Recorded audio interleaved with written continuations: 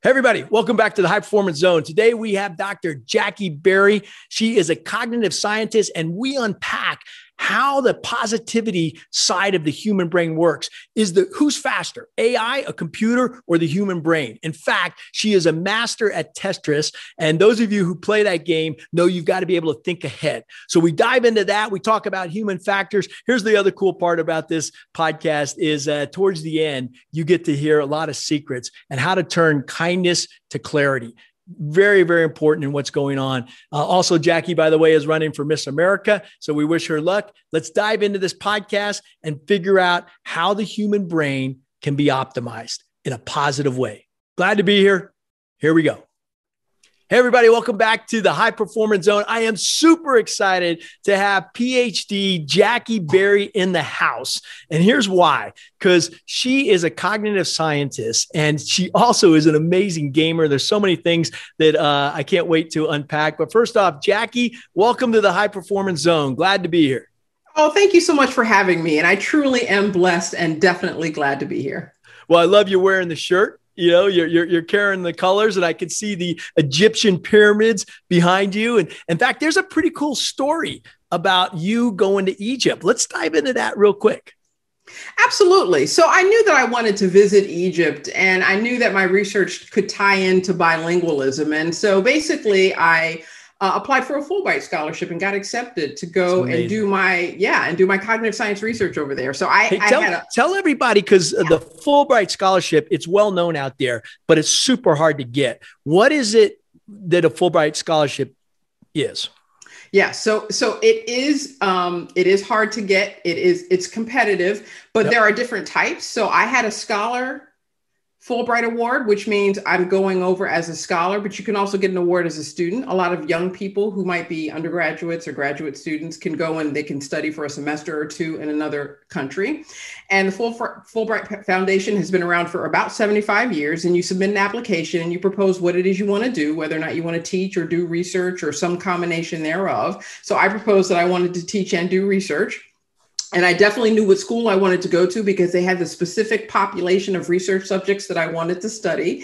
And that was the American University in Cairo. So I put in my application, I put in my proposal for what it is I wanted to study. And lo and behold, they said yes. What is it that you studied now? So back to what you did, because I find it fascinating, by the way. Well, there's a lot that can go right with the brain. John, talking about having gratitude, we take for granted so much our brains do all of the time. So when we tend to think of psychology, we tend to think of what's wrong with the brain, right? Like, someone's having trouble adjusting or coping, or there's some type of pathology there, maybe there's a disorder, and there's so much focus on what can go wrong, depression, anxiety, all of that, and pills and wanting to fix it. But at the end of the day, look at how much goes right. Yes. Right? Like you can walk down the street and have a conversation and eat a sandwich and drink a coffee, and you can do all of those things at the same time, and you're not even engaging your entire brain.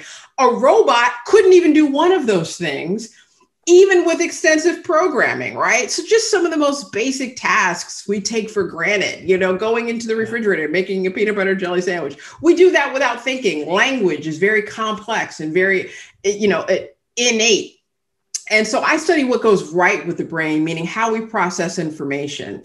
We're bringing all of this in through our eyes, our ears, our nose, our mouth, our sense of touch. And we have to process all of that. And we have to put it into, okay, so how does this fit with me and myself in space, and how am I interacting with the world? And then the next step of that is interacting with a computer or some other interface, right? Okay. So computers are now constantly all around us in our phones and in our tablets and in our laptops. But it used to be even just interacting with, your microwave and trying to go to someone else's house and do the microwave. And, I'll just hit popcorn because I don't know how to, all of this stuff can be very confusing. So I study what goes right with the brain and the best way to get people to interact and learn how to use computer technology and interfaces. Fascinating. I know you're a big gamer. We're going to get into that. You are able to take this knowledge and apply it in many different ways. Let's go right to the core, though. You got a new book coming out, and I can't wait to hear more about it. It's called Finding Your Carrot. And in fact, it comes out on the 25th, which is Tuesday. This podcast will be coming out just a little bit after that. So hopefully a lot of people go and find this book. But tell us a little bit about your book, Jackie. Yes, I'm so excited. I hope the camera can see it. Oh, there we go. There we go. Maybe the camera can't see it. There it is. Find Your Carrot. Yes. Stop the foolishness and get on with your authentic self. Okay. So here's the deal.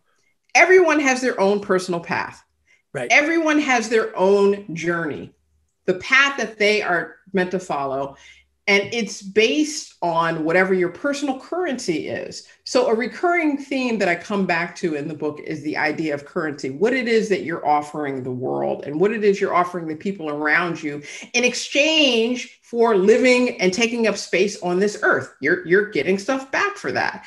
So, we tend to think of currency as money. And yes, that's a standard unit, but it didn't used to be that way. It used to be, I give you, I don't know, a horse and you give me some salt or, like whatever it used to be. Right. We are constantly engaged in these exchanges, right? Like you have a platform here with your podcast, and your voice, that's a form of currency, right? And the stuff that you've done in your life, that's a form of currency. You're now offering that to the world. And in exchange, you're getting stuff back. You're getting to meet people like me. You're getting to travel the world. You're getting to, do your foundation and stuff. So everyone has their own unique path that's related to what it is that they do. So, here's a good example. Some people like to cook. That's a fantastic currency to have. Does that mean you're going to be a world-class chef? Maybe, right? Like if you can turn your currency, what it is that you're offering in the world that's unique, maybe you have a special way of making cakes, or maybe no one in the world makes, like a duck like you do, and then you can turn that into, working, in a kitchen and then founding a restaurant and then mentoring other people that want to cook. And it can just explode from there. But here's the thing. I think it's important for people to figure out as soon as they can what the higher level currency is, right? Good. So, yes. So I would like to think that I enjoy science, and in using that currency, I can teach other people science. Beautiful. And in exchange for that, I have a job as a professor, right? Like that's basically how currency works. So I'll give you one more story. My best friend in college was a fantastic cook. She still is. And I am a fantastic eater. I love to eat. There's a good combination. Good cook, good eater. There you go. Yeah, exactly. So it was a match made in heaven. So the currency, the glue that held our relationship together was the fact that she liked to cook and have someone to experiment on. And I like to eat. And we would sit and we would talk about everything from, boys to jobs to our parents to, whatever college girls talk about, and it was a lot of fun. And, when she grew up, she knew she wanted to eventually have a catering business because this is her currency, is providing good tasting food to the world. She just loved to cook and get people to eat it. But here's what really blows your mind. And it took me, and I'm not going to say how many years later because I'll be dating myself, but all these years after college to realize that her currency was bigger than cooking. My friend was a chemical engineer who makes drugs for Merck. Wow. As a chemical engineer, she has to come up with the right ingredients, the right recipes to make pills to make people feel better. So I realized her currency is not cooking. Her currency is blending ingredients to make people feel better. So you're so focused on the eating, she uses that same currency in her work to make the right combination of medicines, drugs, and pills that are going to make people feel good when they take them. So your currency is some higher level thing that you're charged to do with this earth. Your ministry changes depending on where you are in your life, how old you are, what resources you have. Your job is to give that back to the world, and you get friendships. You get to be on podcasts. You get jobs as professors. You get to work in a kitchen. You get all of that fun stuff for it. Nice. I love the currency of it's an exchange, right? What can you give someone else? We were talking even before we started this podcast. I asked you a question. I said, Jackie, how can we make the best podcast ever for you? And you were talking about Zig Ziglar. Let's dive that real quick. What did you say? Oh, he's fantastic, right? What a guy. I love some of the content that he talks about. And what he said is the best way, let me think about it, make sure I get this quote right. The best way to get what you want is to help people to get what they want. Yes. Yes. It's right? Exactly. I'm right now, I'm in Sedona, Arizona, and I have a good friend that has 4 steps to get anything you want. Okay. The first thing is, he says, I'm interested to see how your cognitive science and your positive thinking talks about this, right? Okay. First thing he says is define what you want, know what you want, and get very clear on that. So get clear on what you want. Second is find someone else who is trying to do the same thing, trying to do something similar. And hopefully they've been actually pretty good at it. Second thing is help them, or the third part is help them, right? So, and that's where you plant the seeds in your brain where you're seeing yourself helping them. And then the fourth stage, which I think is the most important part, is rejoice. And you can do this many different ways, right? You go back to, as you're going to bed, you think about all the positive aspects, what you've done that day, and that resets that circle. So 4 steps to get anything what you want. What's your thoughts on this? So I like to think that I start with the last step, which is rejoicing. Great. I'm just such a happy person because I see how blessed I am and all the opportunities that I've had and the things that I've done. So I start with joy. And that's, by the way, glad to be here. That's what we're wearing. So I think we both start with that final step. Go for it. So you start with joy. I start with the joy, right? I start with, is it fun? If it's fun, I'm willing to give it a try and do it. And then I dive into everything else. So, and this really goes back to the concept of finding your carrot. A lot of people go down paths that are false. They go down paths and journeys and routes that don't fit them because they're trying to fit some mold or do what they think society wants or do what they think their parents want or what their spouse wants or, whatever is expected of them, quote unquote. That's not, in my view, that's not the starting point. The starting point is what path is correct for you. And for me, it starts with the rejoicing. I'm just going to have fun. And that's going to be the starting point. And then I'm going to go down and find out whether or not this is the right. And there's nothing wrong with, because it doesn't always work out that what you love to do, you can make it your entire life, right? You can do it as a living. For example, I know of a woman who loved to play the harp, but it's very hard to get a job as a harp in a symphony orchestra. Why? Because there might be 12 violins, but there's only 1 harp. So it's a lot more competitive, actually. So what did she do? She used that currency, her love of playing the harp. And she would play nights and weekends in restaurants and for weddings and for different events. And she paid her way through school, which led to her getting her ultimate job, which can pay the bills. So it's okay if you do something you think you're supposed to do just so that you can make sure you're taking care of your family, right? You're getting a house and you're getting a car and your kids are fed and clothed and happy, but at the end of the day, you have to be true to yourself. So for me, I start with joy and then clarity. So that was step 1. It was defining what you want in your clarity. So if you don't have a vision, and this is another thing Zig Ziglar, talks about, if you don't have that clear vision of what it is that you want, you're a directionless target. He likes to say, and this, you're a pilot, he likes to say when a pilot takes off, he knows where he's going. He doesn't just get up in the sky and say, oh, gee, where? I mean, I've only seen that once. I'm a huge fan of Star Trek. Okay. And it's the end of the final movie with the final original crew with Captain Kirk. Yep. And basically like, oh, let's just go the left star from the right, and sure, because it was the last movie. That's the only time. Every single time they go up, there's a flight plan, as you know, and you know where you're going. You have point A and you point B. Well, here's what's key, though. Most people don't realize is that you're making 1,000 corrections in that journey, right? So let's talk about that with the cognitive psychology piece, right? So you know where you're starting, you know where you're going, but we have to adapt. I mean, look what the world's going through, right? Look what we're all going through. So talk to me about how the brain, because I really want to unpack more of the positive aspects of how the brain works. Yeah. How does the brain work so that you're adapting in a positive way? It's amazing what the brain can do. And this is why I love cognitive psychology. You're right. We're constantly making micro level adjustments, micro level decisions. We're constantly trying to adjust to what it is that we're doing. And we do this literally every single time you start a sentence, you don't know what the ending is going to be. I don't know if you knew this or not. This is good. This is good. Thank you. We're improvising constantly. When we talk, we're doing this. And that's the same when you're walking or driving or whatever else. We're not robots. We have ways of doing things, and we have to autocorrect along the way. So without getting too technical, we are able to process information at a rate of about 4 things per second.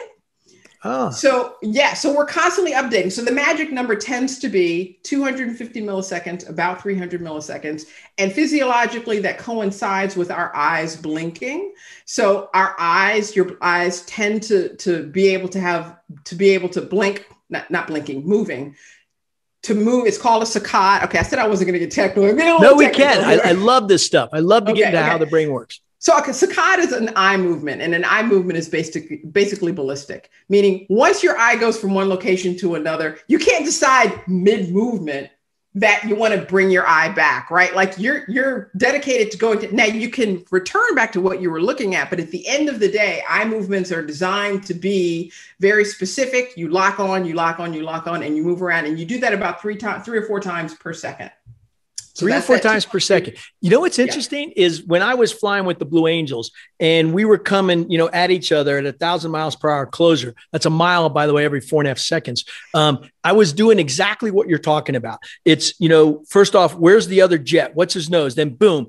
Off to where's the obstacles? Am I above the sailboat mast? Boom, right back. And you're constantly what I'm calling focusing down and opening up, focusing down and opening up. And you're telling me that the brain can process that at about 3 to 4 times a second. Is that what you said? Absolutely right. That's absolutely right. So your brain knows that, once your eyes lock in, it can't, snatch it back. So once you move, you can move to what else you want to look at, And you do that about 3 or 4 times per second, and you get new information and updates. Now you think it's a stream, right? Like you think you're looking at a moving stream of information because you don't see jittery frames, but that's actually what's happening. There's jittering frames. And your brain is filling in the other information. Now you're taking it a step further as a pilot, and I'm not a pilot, but this is how I would imagine, is you're now consciously, so your brain is automatically doing that. You're looking at instrumentation, you're looking at all of the controls, you're looking at everything in front of you.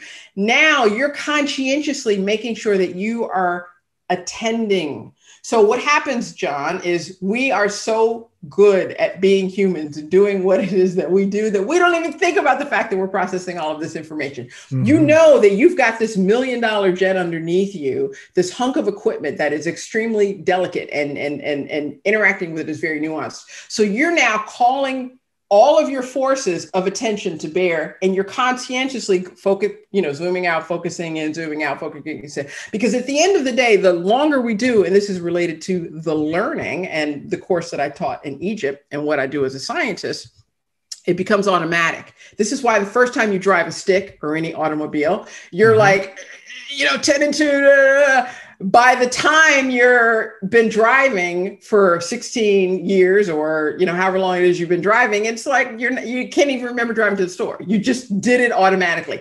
Right. You can never take that for granted in a jet, John. So you're saying no, like I can't just drift off like I'm going to the store for some milk.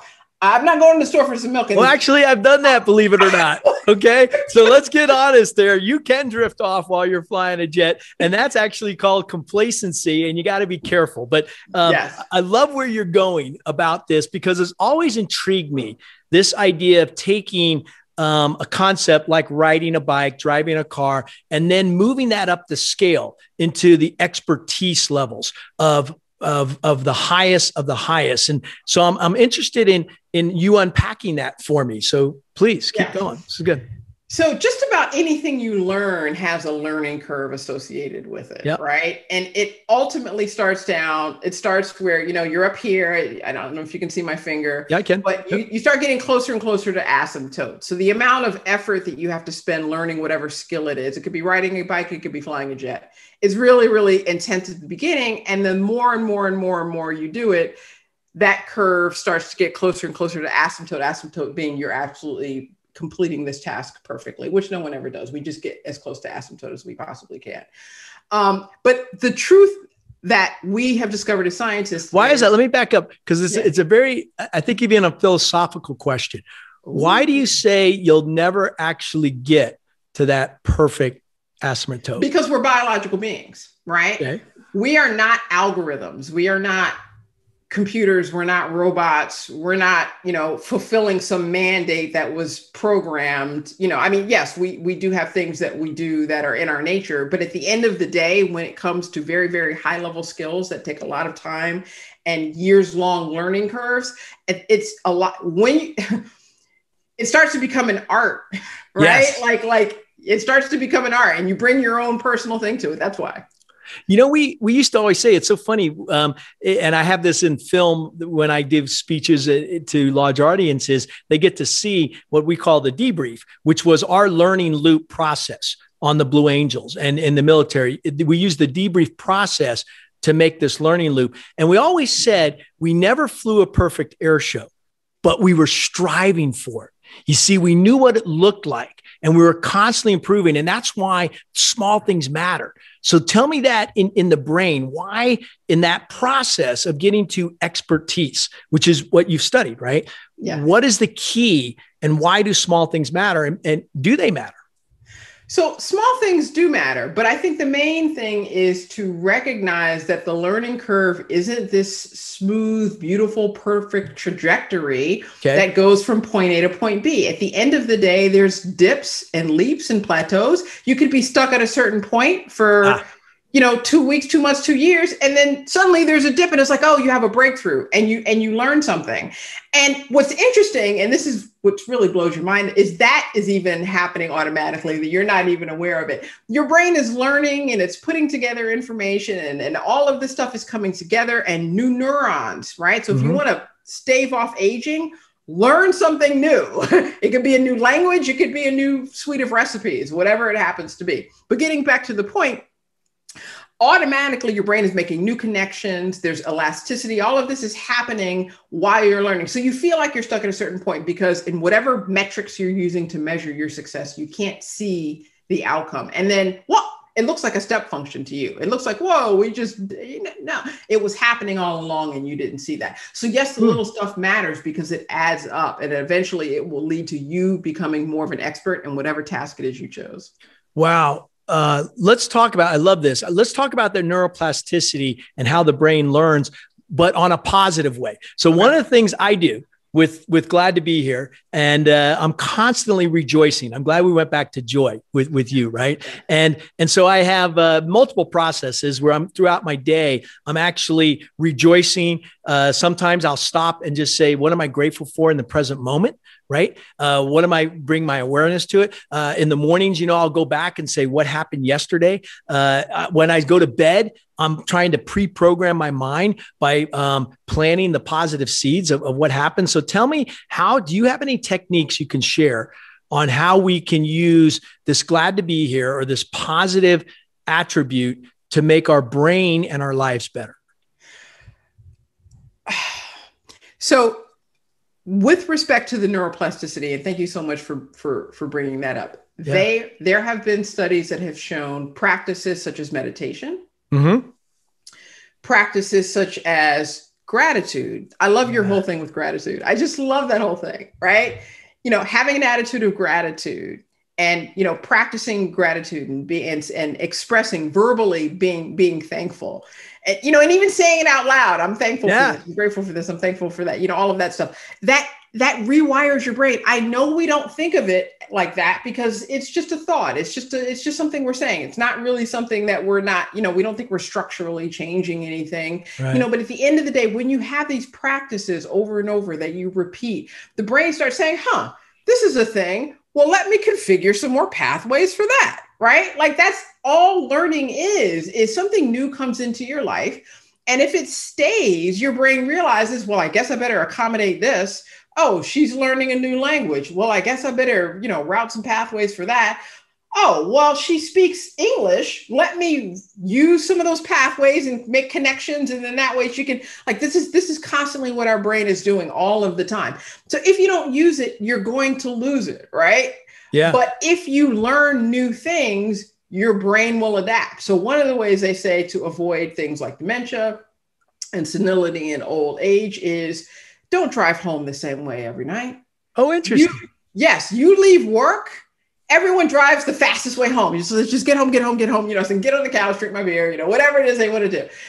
Unfortunately, your brain starts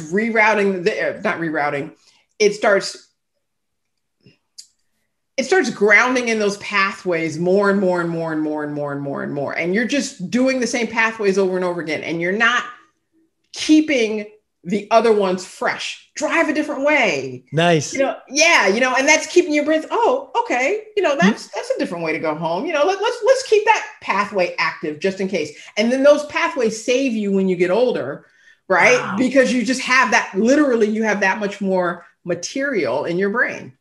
Wow. You just hit something. I happen to be, like I said, in Sedona. I'm doing some studies and some teaching as I'm at this college, and where I've rented the house, the Airbnb, my wife and I, we can go pretty much 50-50 to get back. But I constantly usually choose a different path. And I'm finding that what you're saying is so interesting because I have to think about it. This isn't where I go home every day to. So, and there's many different turns, but it's exciting not to go the easiest route. Sometimes I actually enjoy taking the path that has more turns, more, do I go left or do I go right here?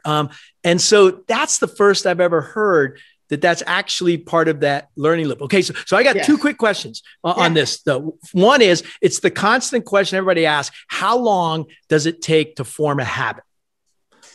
So this learning loop concept, how long does it take to form a habit? So there's a bunch of different numbers that have been thrown around in psychology, popular and otherwise. Well, part of it depends on the habit. Okay. Part of it depends on how were you doing it? How long were you doing it the original way to begin with? Right. So that's changing the habit. Okay. Got it. Right. So if it's something new that you're learning to do, then that's completely different. And you've only been doing it one way to start. It's completely different than if you've been doing it one way for a long time. So if you are somebody who's, let's just say you're 60 years old and you decide you want to learn touch typing. If you've been hunting and pecking for 40 years, it's completely different than if you're 25 and you decide you want to learn touch typing and you've only been hunting and pecking for 5 years. And I'm saying touch typing because that's one of those, those ingrained habits that a lot of people struggle to change, right? Like it's so hard, and this is why I study human computer interaction, because it comes down to the basis of how are you interacting with my husband always gets on me. My husband's an engineer because I use my mouse for everything. And he's like, that's slower. Blah. And there have been studies that have shown that you waste something like, I'm probably going to get the number wrong, but it's something like a week, a year by doing everything with the mouse, as opposed to some of the tasks you could do with the keyboard versus some of the, but in the moment, it's just like, I'm more comfortable. It's easier. I don't want to have to think about it, so I'm just going to do the keyboard. But just to quickly answer your question, 21 days is a good one. Another one, and Ben Hogan said this, I used to play golf, so I studied a lot of what Ben Hogan would say, 37 times. So if you're trying a big movement, like a golf swing or something like that, maybe you're swinging a bat, a tennis racket, something like that, you do it the right way 37 times and the right way 37 times, and then it's a habit. I have never heard that number before. That's cool. Is that number, have you tested that, or is that just Ben Hogan? So when I've tried to test it, it hasn't worked. So I thought it was me. No, I'm with you. I'm glad we're talking about this because you hear so many different things, like you said, out there in pop psychology or just life. Right. And so I've definitely heard the 21 a lot. How come that number comes up? What's the science behind that? Is there any science there? So I don't know all of the details on the science of that, right? Like I haven't gotten into the biology of what is it about 21 days? I will tell you that part of it is rest. So whenever I do an experiment where I have someone sit down at a computer and they do something with a joystick or a controller for me for an hour or two, they've got to go away for 2 days at least and sleep, right? They've got to go, I mean, not sleep for 2 days, but what I mean is I need them to rest for at least 2 consecutive nights before they come back. Because a big part of learning is the down period. And you know this, John, right? You can't fly 24 hours, right? You can't, you have to have that rest. You have to have that rejuvenation. And that's when we're consolidating the memories, we're consolidating the learning. So when it comes to 21 days, I suspect that part of it has to do with the space of time. Part of it has to do with all the rest. And part of it has to do with when your brain, if you notice, things usually have about a 2 or 3 week period before you start to notice changes. So even this isn't my field of psychology, but certain psychotropic drugs take about 3 weeks to have an effect, right? So there's something structural going on where that's how long it takes to build up the matter in your brain that's going to support those new functions.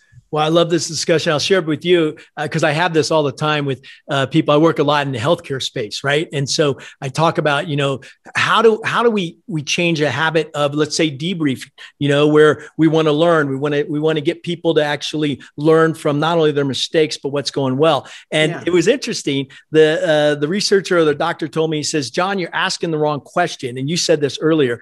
She said, you need to ask, what are you trying to do? Because that's going to change, right? I mean, 21 days may be something like get a glass of water, wake up and put a glass of water by your bed. But I've heard this number 65, that there's 65 inputs hit our eyeballs every time I snap my finger a second. Now you were talking about processing those inputs, but have you heard about that where there's 65 inputs, what we don't process them all? How does that work? How does the brain know what to actually process and how much blind spots we have out there? This is such a beautiful topic, and you're going to get me off on this tangent. Like we're that's okay. We can go on a tangent. We'll come back. No, but I'll just briefly address it. So, and this is the beauty of the brain and how it's an art form, right? Because you can have all of this structure and you come to a situation and you're ready to do it. But at the end of the day, what actually happens is some beautiful interactive combination of everything you've learned and know, plus your goals, plus what you're conscientious of. So certain things capture your attention more readily than other things. And there's a beautiful line of research, this was related to my dissertation, as to whether or not you can, in that brief period of time, right? In that finger snap time, can you actually assert your own goals on that, right? If you're looking for something, right? So there are some that say no, like whatever, there's not enough time for your brain to play a role in it, right? Like everything is your brain, meaning your conscious, your own person.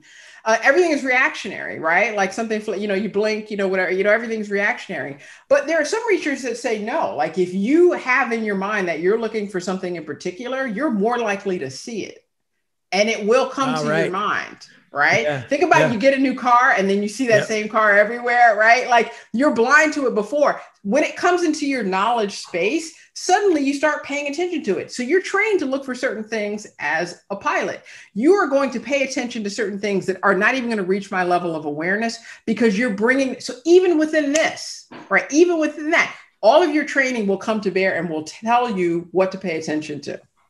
Let's dive into the RAS, the reticular activating system, just for a second, because what I was told, and this is why I love this conversation, because I learned so much from people, is that the reticular activation system allows only 2 things to pass. And this might not be correct. That's why I want to get your input, either a threat or an opportunity.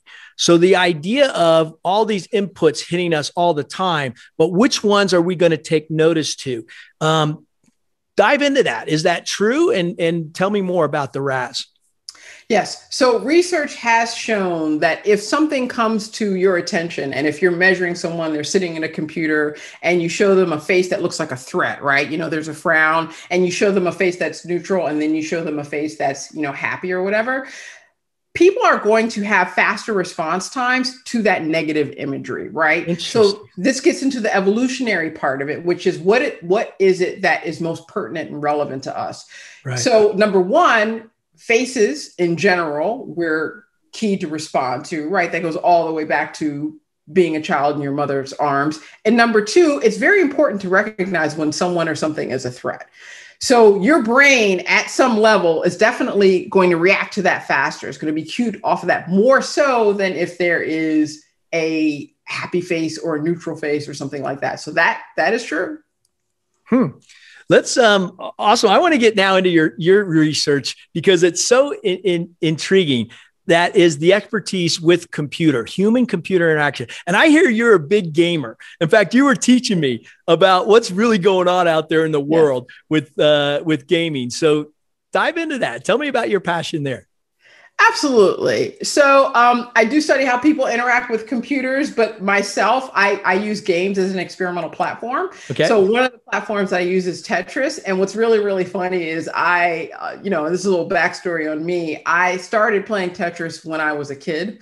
Yeah. And I didn't really think anything of it. It was just a game that I played. But what's interesting is it's one of those games that kind of stuck with me. And what's interesting is also the staying power of this game is amazing. This game, I think 1984 was when it was first developed or something. Wow. Like that. Right. People still play. In fact, it is one of the most popular games of all time. So when I started playing it, I got into it and I just kind of always had that there that I was really good at playing Tetris, but I never really thought about it. And then I was connected with a researcher who used Tetris as an experimental platform. And that was when I found out that there were world championships and people like me who had also been playing since they were a kid and were now, like 35, but they never stopped playing. So they've been playing for 30 years, 20, however many years. And they were at like the Olympic athlete level of playing, right? So this is when you really get to look at the learning curve. Because the thing about Tetris is one of these complex tasks, for those of you who don't know, who are watching or listening to this, it's a block puzzle game. 7 pieces fall one at a time. There's 7 different shapes and you got to fit it together. And if you can get a solid line, it'll drop off. If not, it piles up and then you lose the game. That's how Tetris works. Jackie, I got to tell you, to be honest with my audience, when you had that in your bio, I'm going, what is Tetris? And I had to ask my producer, I said, hey, what is this? He's like laughing at me, because he's like, oh, this is a huge game. And so keep going. I'm glad you explained it is a huge game. And it's gotten really popular now that we have YouTube and people can put their games out there like, oh, look at this game that I have. And they play and they put their games out there. So now it's to the point where the world championships, people are playing at levels that the designers never even imagined. Because because of the timing, you have to outsmart the computer so that you can go faster than the game is designed, right? The game is designed to, yes. And so when you get to that expert level, one of it is mastering the timing of, I need to move this and the rise over run. So at this point, like when you get to the higher levels, the pieces start falling in less than a second. You have to make the decision, talk about this. You have to see what the piece is. So it's a good thing you get a preview in advance. You get to see what the piece coming up is. You see what the piece is, decide where to put it, translate it with the controller, rotate it. So this from a pilot, you're doing 2 things at once, get it into place and lock it in. And you have to do all of that in under a second. At the some of the highest levels played, it's 0.33 seconds. So your eye is the only thing moving faster than this piece. And this is what this is what I discovered. It's like, holy cow, there's a whole group of people. So I've traveled to the world championships and I've measured people and studied them that play all over the world. And so the beauty of it is I got to tie in a long-time passion of mine, which is gaming and, playing this game in particular, Tetris, and my research and being able to look at, wow, okay, so this is a way to measure the learning curve. And just like any other learning curve, and this is a complex task, there's dips and leaps and plateaus and things people have to master. And there's things that people never get over, right? There's things that people, that they just can't get to that expert level, whatever it is. And then there's people that have found a different way to outsmart the game and they can do it faster and faster. So my research and my gaming tie in, and it's kind of cool. Yeah, no, it's amazing. In fact, I was just thinking, you blew my mind. Two quick questions, because can you mention that the human brain can outsmart the computer or outpace the computer? That's something I'm trying to figure out. Which is faster, a computer or the human brain? What do you think?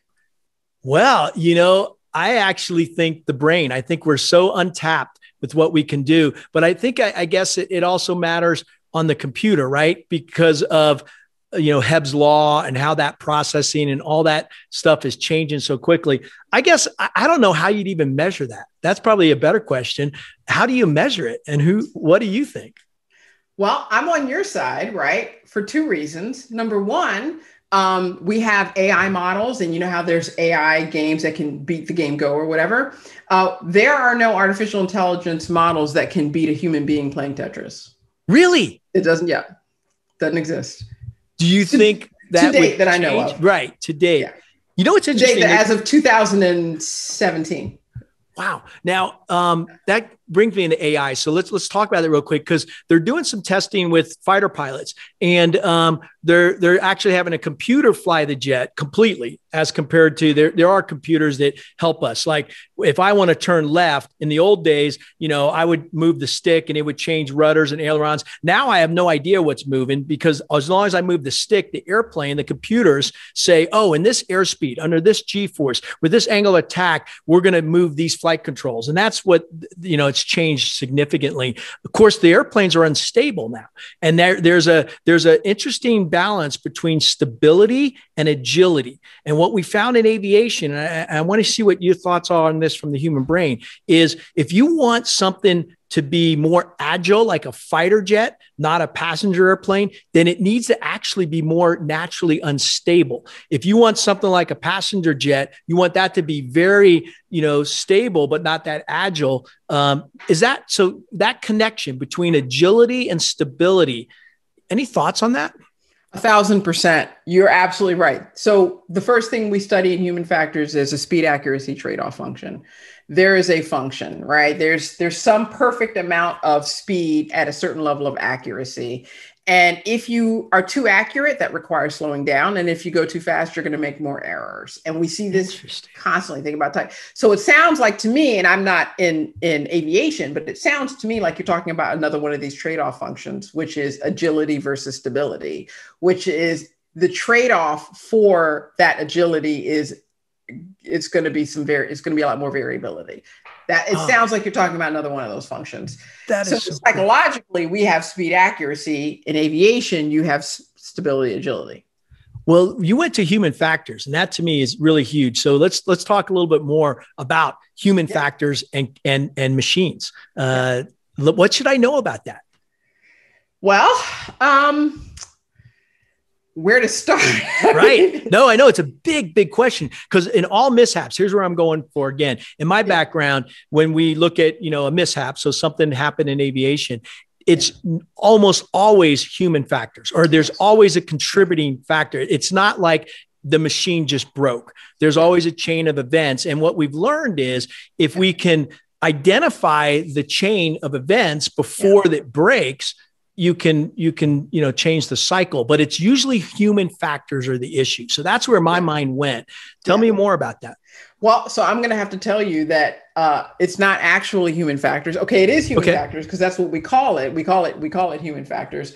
But what should you know? There's nothing you can do, right? In my view, as a psychologist, the onus is on the designers. You cannot give people too much information to process, period. Okay. That's right. So poor design, yes, it's human error, but the human error is a result of poor design, which is the result of human error for thinking that humans can do things that they shouldn't be trying to do at, 1,400 miles an hour, which is poor design, right? So it all goes back to, you have to set people up so that they're going to be successful. Okay. You're right. You can't just throw a bunch of controls at people and say, do 7 things at once. And, oh, by the way, have the judgment to be able to talk on the radio and do whatever else it is you want to do. Talk to your team, talk to ground control, talk to, whoever, you have to recognize the limitations that they got 2-3 channels and that's all they got. They got one to operate. They got one to talk. And then they got one to kind of like, oversee all of that. And that's all. So yeah, it's human factors and human error, but the human error is because of the design error and the computer's just doing what you tell it to do. Right. Oh, this is so cool. I don't know if you know this in aviation. Here's what you're taught as a young pilot. And it actually keeps going, especially in the military. It's aviate, navigate, communicate. And you can do all 3 of those when things are going well, right? But when you start to get, let's say an emergency comes up, your engine catches on fire, they teach you to prioritize. And this is what I'm asking this because I'm trying to think about how the brain works. So in that case, the last thing I need to do is communicate. I need to deal with the fire, right? And then once I've got the fire under control, then I can say, well, where am I? And then I can tell somebody. So that it's the idea of prioritization. And talk to me about that with distractions in the world, because we get bombarded, right, by so many distractions. So how does the brain, here's the right question. How do we get the brain to prioritize and focus on what's most important? That's where our attention comes into play, right? It's like what you were saying with the zooming in and the zooming out. You have to conscientiously think about first aviating, then navigating, and then communicating. Okay. We have to tell ourselves to do those things. The problem is if you're looking at your phone and notifications are coming through, it's all on the same level. There is no prayer. One is not life or death, and one is not, right? It's just like, okay, here's another distraction, here's another, and they all come in at the same level. And so you have to conscientiously decide, what is my priority in this moment? What is it that I'm supposed to be doing?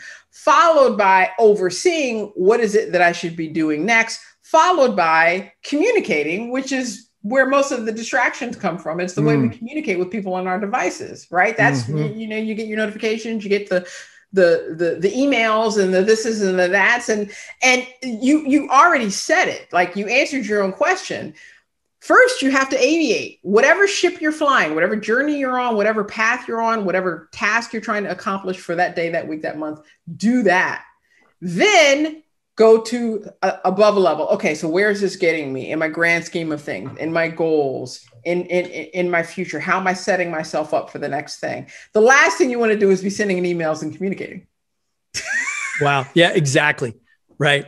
Hey, let's pivot here real quick into your book, because I kind of curious there, and thank you for all that. I'm so fascinated on how the brain works, right? And how we can use it to optimize and to be excellent. Why'd you write the book? What was your rationale behind it?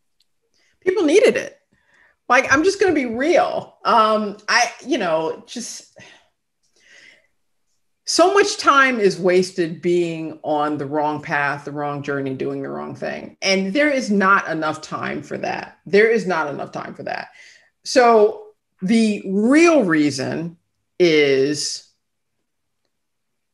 people say, I don't want to do this, I don't want to do that. Or, what if I fail? Or, how am I going to look? Or what are people going to say? No. Okay. So how long are you going to be dead for? Okay. How long are you going to be dead for? That's it. When you can answer that question, then you can make excuses for why you're not taking this 50, 80, 90 years and doing the best you can with it. There's not enough time for you to play games with foolishness. That's what I'm saying in the book, right? Like people need to understand, like you are dead for so much longer that you're alive. You have got to put all the cards on the table now while you're here. Time is short. That's the real reason. The unreal reason is not the unreal. The on paper, why I got the idea reason is from the wonderful students I had in Egypt who were courageous enough in the middle of the COVID pandemic to push forward. So long story short, when you're doing a seminar, most professors have their students write a seminar paper, which is boring and long and tedious and filled with lots of dusty old references. I said, I don't want to do that. I want to teach these kids something for reals. Each of you pick a task that you want to master in the next 12, 15 weeks of the semester. I want you to master this task, specific metrics, right? I want you to plot that learning curve going from point A to point B, and then write a case study on yourself so that if someone came behind you and wanted to learn how to do touch typing, which one of my students learned, if they wanted to learn how to skip rope, which one of my students did, if they wanted to learn how to do free throws in basketball, which my students did, which one of my students did, if they wanted to learn how to become a triathlete, which one of my students did, if they want to learn how to do magic tricks at a kid's birthday party, which one of my students did, if they wanted to learn the hula hoop, which one of my students did, and so on and so forth. It's beautiful. And I said, no two people can have the same task, right? Like you all have to pick something different. Master that. There's only so much you can do in 12 weeks, 3 months, right? But, I need you to get a feel for the experience, and you can keep on with it if you want, which some kids did. Some kids, kept on with it.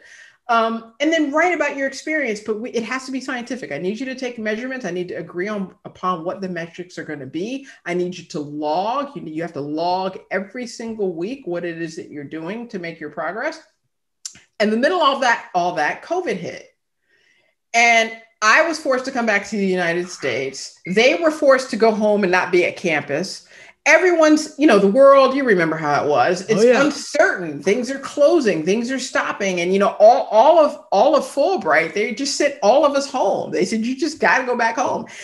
And, it was rough, but it was also rough for my students because I'm a grown up, right? Okay. So but they don't know, right? Like I did 20 years old. Like, oh my God, like what's happening? The world is, and a lot of them used this skill learning assignment as a life raft.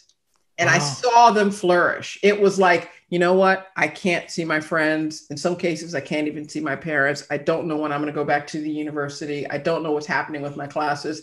I'm lost. Please help. Oh, wait, here's the skill that Dr. Berry has assigned me to. I'm going to latch onto that and I'm going to ride that out.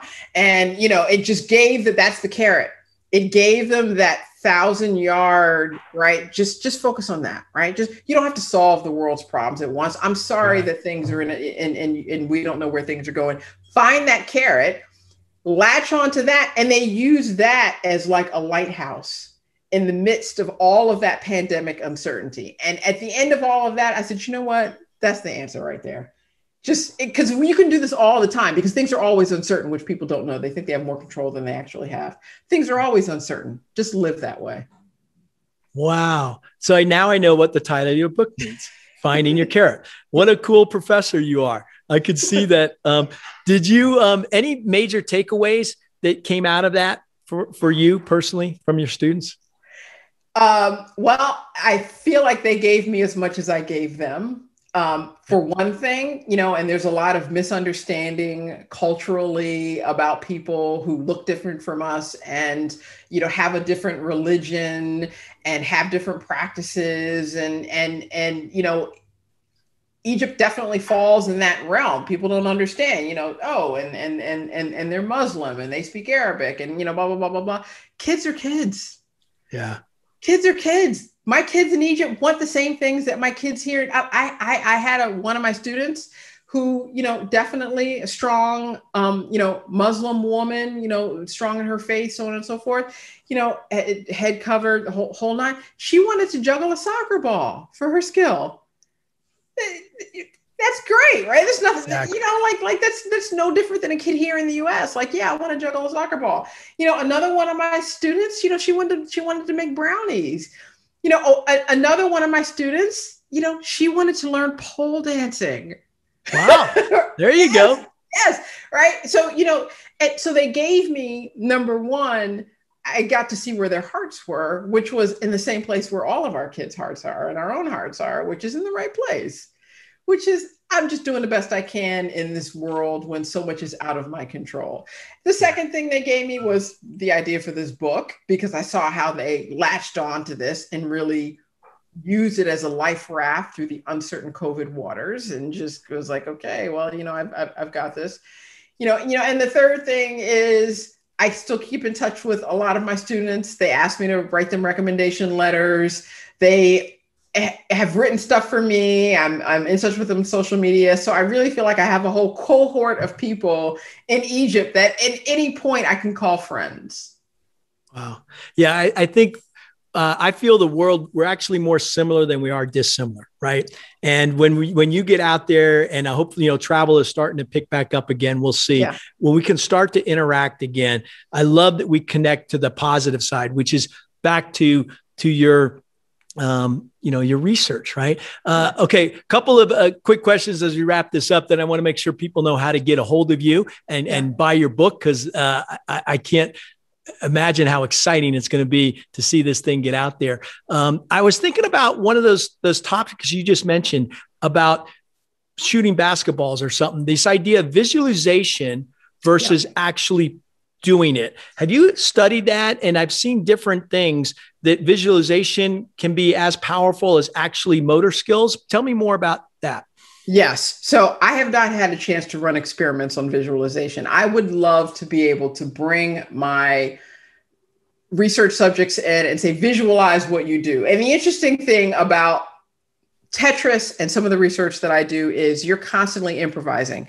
And so, John, I'm just going to tell you about yourself for a minute. So just please go for it. Tell you about yourself. Okay. So, I got an email about the podcast and there's a flight plan and everything was very, written down and orderly, and I've done a lot of interviews, like everything was very, very organized. You are still improvising right now. Yeah. And you know this. So, you come to the table, you have all of these plans and this locked, solid structure, and you set up. At the end of the day, winging it, no pun intended, is the way to go. And I think you know this, right? Because even in the message to me, it's like, don't worry, I'm not going to send you no questions. Like, I'm not, just come and have fun, right? You're leaving it open. So structure, that's it. Structure only goes up to a certain point. Oh, nice. Right? Overplaying, right? Structure only goes up to a certain point. I would say like maybe, 70, 80%. And then the rest, you gotta be winging it. You gotta be improvising it. I've said this before. I'm going to say it again. The great Quincy Jones, who's a wonderful music producer for Frank Sinatra, for Michael Jackson, and for loads of other famous stars. He says, Frank Sinatra saw what a giant he was. And as a result, did a lot of work with him. You got to leave it 20 or 30% for God to walk through the room. Right? You can't overproduce. You don't take it up to the 99. No, just leave some space for, and that's where the magic happens, right? Yeah. Like that's where it's like, oh yeah, like I didn't think of that, but it happened organically. It happened spontaneously, and you're improving. And so my research is that way too. Tetris, you don't know what pieces you're going to get. You can only see one piece ahead. So you cannot have some big structural plan about, I'm going to put this piece here and I'm in control, la, la, la. No. You are improvising from soup to nuts. So the thing with visualization is it's great, but it only works to the degree that you have control. So interesting. Yes. So I have heard of Olympic athletes, a diver in particular. She was injured, couldn't train. She stood on the platform with her iPod or whatever, earbuds in. And she sat there and she visualized what the dive was going to look like and feel like all the way down. And she did that over and over. And that's very controlled. This is why diving is such a particular sport. It's very, very controlled. So in a circumstance like that, you can be very controlled, and visualization has a good, if you're improvising like you are right now with your podcast, or my research subjects are doing with Tetris, there's a lot that's left open to chance, and you can't really visualize what happens by chance. Well, I love this. And you taught me something though, is my reaction. I have about 250 milliseconds to actually react to that improvisation. And I think it's right. I think back to flying the jets. Yes, we had a flight plan out there. Yes, we knew what the sequence of maneuvers were, but you were constantly improvising, adapting based on the winds and other things that were coming up. And by the way, I love that you noticed that and called that out about me, because I'm actually going with you. I'm going with the flow of you. Yeah, when you say Yeah, when you say something, I go, wow, that's really interesting. I want to wrap with a couple of really cool things though that you're doing, because you're much more than a psychologist or a social scientist, right? I mean, you're out there doing all kinds of things like pageantry, by the way. I'm looking forward to in May. Aren't you running for Mrs. New York? Tell me. I'm running for Mrs. New York America. Yes. So the pageant, it was originally May, but because of COVID, they had to delay it till July. Okay. So it's going to be in July, and I'm competing for Mrs. New York America. I'm super excited because if I win, then I get to run for Mrs. America, and I'm so excited about that. That's so cool. Yeah, it's really nice. And pageantry has taught me a lot. Like there's a lot of stereotypes around pageantry, but at the end of the day, you are your best version of yourself when you're in pageantry, because you have to have all of the pieces coming together at once. So never knock a woman that's doing pageantry, because she's bringing a lot to the table to kind of bring it all in together. Plus managing her eating, which, as we've already discussed, is something that I love. So that's always a challenge.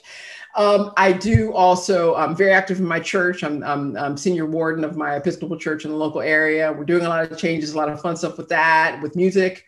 I am also involved in my local community. I got asked to serve on some high school committee. And I'm also a competitive gamer. I had a match yesterday, in fact, that a guy is half my age, played against him on Twitch. You can follow me, Jacquelyn Berry, on Twitch. And I got to play and I got to beat him. And I do a lot in the gaming scene and stuff like that. So, again, I start with the joy. Yeah. If I'm not having fun, I'm not going to do it. But, unfortunately for my schedule, there's a lot I have fun at. That is so beautiful. And that's why I'm so excited that we had a chance to be together here, because of the breadth of what you do.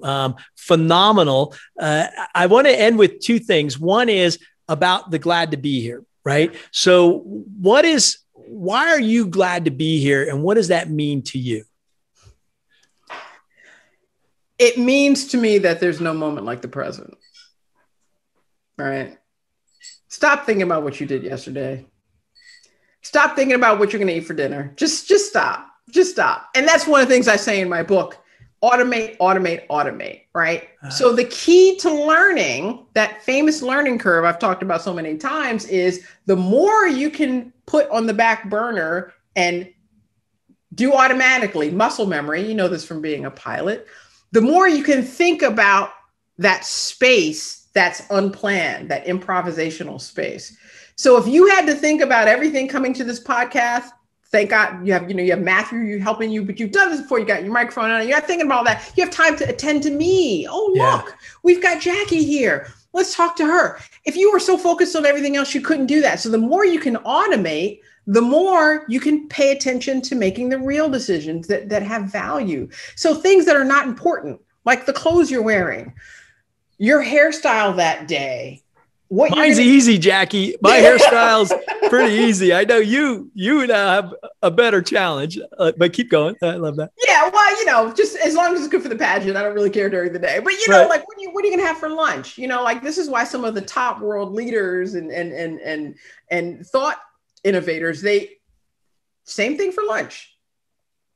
Why Steve Jobs wore the same clothes every day, right? Like the more you can, not think about the unimportant stuff, the more you have room to think about the important stuff. So glad to be here means being in the moment. And one way to be in the moment is to automate all those unimportant decisions. Wow, that's a beautiful takeaway. I even had one of my Sloan Fellow classmates at Stanford, where I went, talked where every time he flies, he has an assistant book him in the same seat on the same plane. And I thought to myself, that is so interesting. So I love the idea of automation of your life, right? And how you can help others. On the gratitude piece, I've been trying to figure this. Hang on, John. I'm going to give you a secret. Please. Okay, this is between me and you. Okay, cool. Okay, cool. And everyone else nobody else listen. Hold on, go ahead. So I feel comfortable giving this away because it's not a beauty secret. It's like a life secret. Okay. Yeah.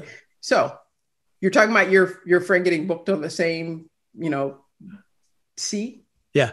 If you're in a meeting, particularly a meeting where you're negotiating things and you're trying to barter, when you have a break for lunch, bathroom, and everyone goes away. When you reconvene, sit in a different seat. Oh, that's a trick. Why? Tell me why. Because mentally, people have formed also not only with the person and their ideas, but the location where they're sitting, particularly if it's a tense negotiation and you're trying to get something. When you move seats, they will start viewing you from a different perspective because you're coming at them from a different direction.